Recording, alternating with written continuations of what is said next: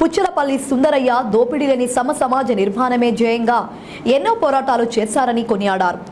దోపిడీ వ్యవస్థను మార్చడం కమ్యూనిస్టు పార్టీతోనే సాధ్యమవుతుందనే లక్ష్యంతో ఆయన పార్టీ నిర్మాతల్లో ఒకరయ్యారని పేర్కొన్నారు.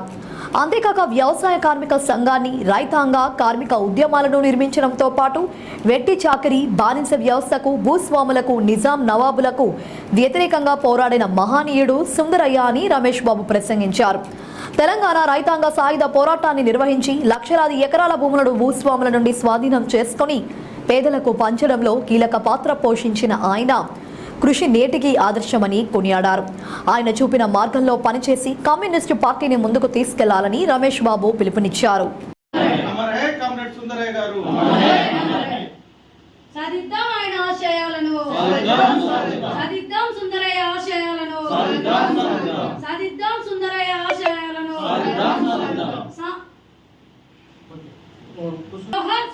గారికి సాధిద్దాం ఆయన ఆశయాలను, సాధిద్దాం ఆయన ఆశయాలను. జోహార్ సుందరయ్య గారికి.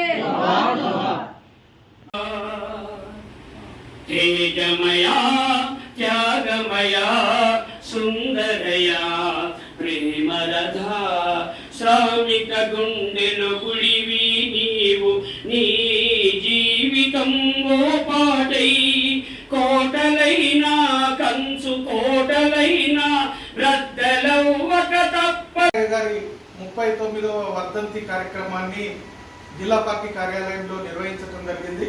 ప్రధానంగా దక్షిణ భారత కమ్యూనిస్టు ఉద్యమ నిర్మాతల్లో ఒకరుగా ఉన్నటువంటి పుచ్చలపల్లి సుందరయ్య గారు ఈ పేద ప్రజల యొక్క కష్టాలు దూరం కావటం కోసం, ఈ దోపిడీ వ్యవస్థ నుండి ప్రజల్ని విముక్తి చేయడం కోసం, సమసమాజ నిర్మాణం కోసం భారతదేశంలో కమ్యూనిస్ట్ పార్టీ మాత్రమే సాధ్యమవుతుంది, దాంతో మాత్రమే ఈ సమసమాజం సాధ్యమవుతుంది అనేటువంటి ఆలోచనతో కృషి చేసినటువంటి వ్యక్తి సుందరయ్య గారు.